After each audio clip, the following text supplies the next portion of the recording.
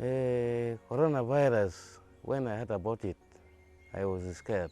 There was a lockdown where children were sent home. Even teachers were now to stay at home. So I was really having so many questions in my mind. Will the school really going to open? And how are we going to interact now? Where are we going to interact with these learners? We knew the education of our children is going to be affected. I was scared. I thought that my future was gone. Because my future without education, I can't live good future. After the closure of schools, children were able to go back home. In that way, it means children could not be able to know whether there is a hope to go back to school or to be promoted to another class. It took some time for the government to start allowing children study in small groups. A lot of our children suffered. Girls got pregnant, others were forced to get married because there was no hope that children would come back to school. Some of my friends maybe went get married because of they are mistreating them at home. Especially my friend, who we have been studying together with her. We do everything together with her. She got married because they are not taking good care of her. They don't provide for her school fees. Education Can't Wait came in to support learning. This was an initiative from the government of Uganda through Ministry of Education and Sports. Self-study materials were developed. So Education Can't Wait came in and supported procuring the home learning materials. The home learning materials were distributed to all the learners in the settlement, and this was able to boost education amidst the school closure, and it was meant to ensure learning continuity so that learners are able to continue studying while at home. This home learning material helps me because by the time it was not given to me, I do nothing at home. But after receiving them, I can revise them. I cannot relax now. It has also created close teacher-child relationship because you will be meeting the learners as well as their parents. You interact with them, so children also become friendly to us, the teachers, and it has given them also courage to ask you some questions. Home learning was actually good because teachers were going to help the learners at home. Because at first the learners lost the interest of education, thinking that schools were not going to be there. Home learning distribution has benefited the children because right now, as we talk, they have something to do. They have something that can bring them together, sit and discuss. When I got some scholastic materials, I felt good because when we went in the village, we went there without some notes to revise. Before the scholastic materials, the challenges that my children were facing, they did not have some books where to write. They were not having some pens. When we received the learning materials, they had where to write, they had pens, so that helped them and that encouraged them not to lose that heart of education. By the time I got those books and the pens, it is really helped me because without a book, like mathematics, you can't do mathematics without a book. You need to write some numbers down and you calculate and you construct. And really by the time they provide to us these books, I was so happy and I'm able to calculate some numbers with the books which they gave me. I got a chance to interact with learners as we were in the lockdown, and even we could encourage learners at home to concentrate on revision, giving them hope of coming back to school. Moving actually was difficult because you had to move from home to home, whereby it was somehow tiresome to the teachers. As I go, I will have this child here, we discuss with him or her, and then I have to move to the other family. I do the same, repeating that same content from family to family. So it was a time wasting. So we came out with a program of small group learning where we grouped children in a group of less than 10 at the community level, and the teachers will always go and attend too. Every small learning group is contained of 8 pupils, 8 to 10 pupils, and of different classes. Thanks enough to Education Cannot Wait and Windle, it recruited very many teachers. We, the Windle staff and the teachers, faced challenges, one of which was the distance between homes as the teachers go to assist and take the learners through the learning. There was an activity of bicycles, and these bicycles were procured, delivered, and given to teachers. When I was given the bicycle, I felt really very happy because it has changed my life. It has also made me have hope with the organization that surely they love us as teachers. These bicycles have really saved time in the sense that the distance which we really travel for long, we can travel within a short time to reach the learners.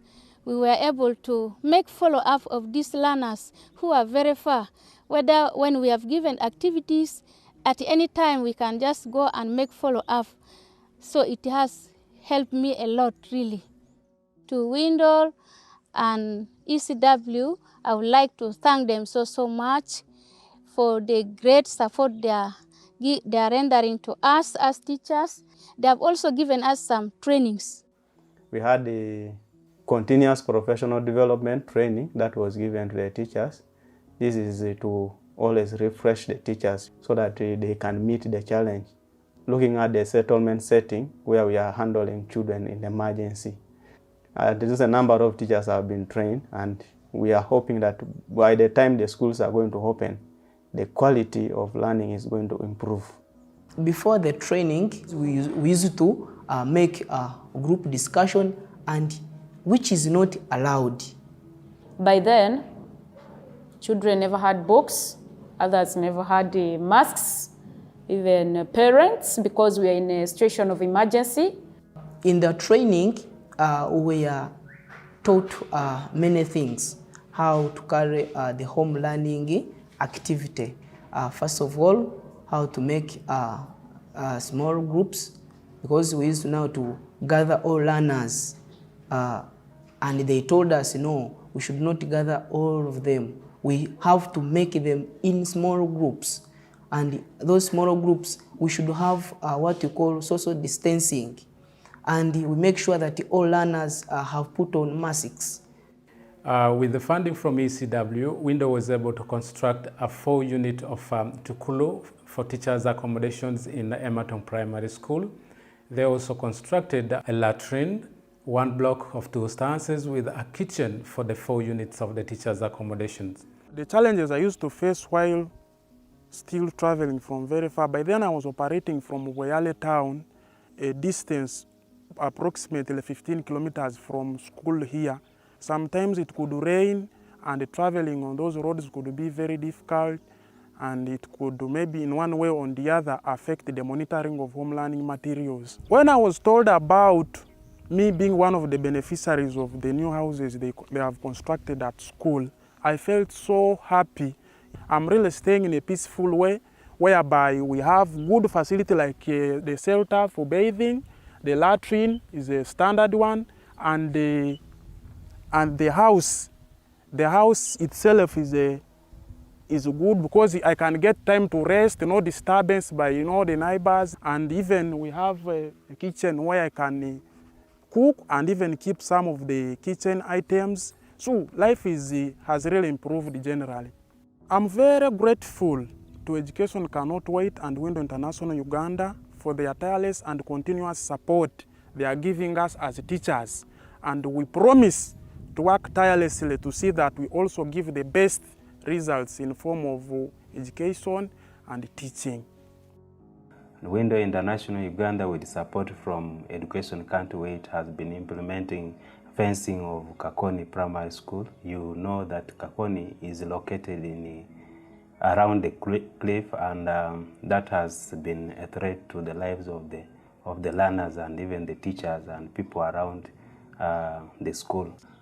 We received the funds from Education Can't Wait, and we constructed a fence of length 336 meters.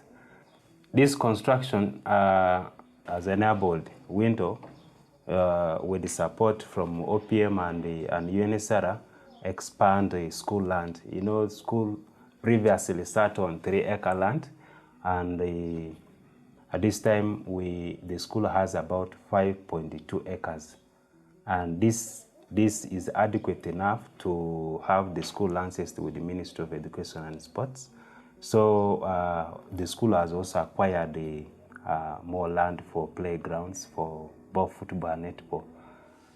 This construction of the fence has solved very many problems and challenges. Like before, you would find people coming in the school to graze their animals. Before, they used to come and cross over to the school. But now, due to this fence, we no longer have those challenges.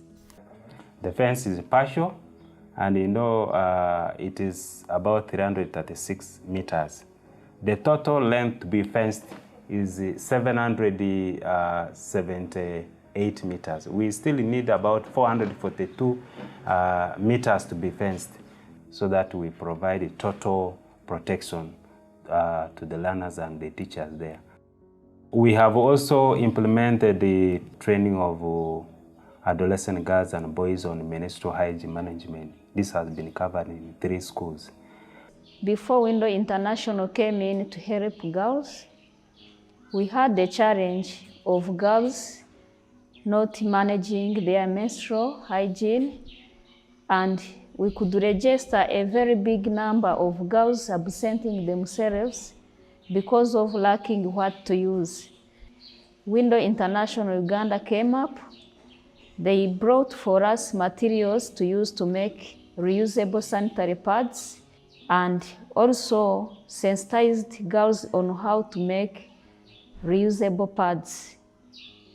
Before this training, we girls, we used to face many challenges. Like some of my fellow girls, they used to stay in villages, not coming to school because they didn't have sanitary reusable pads to use. And yet, some they didn't have money.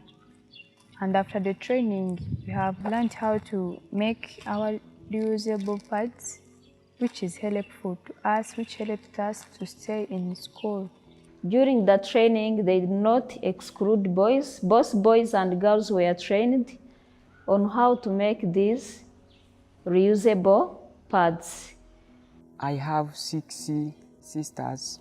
If you're going in the menstruation period, I can help her to make this. I make these pads even he wear if he going in menstruation.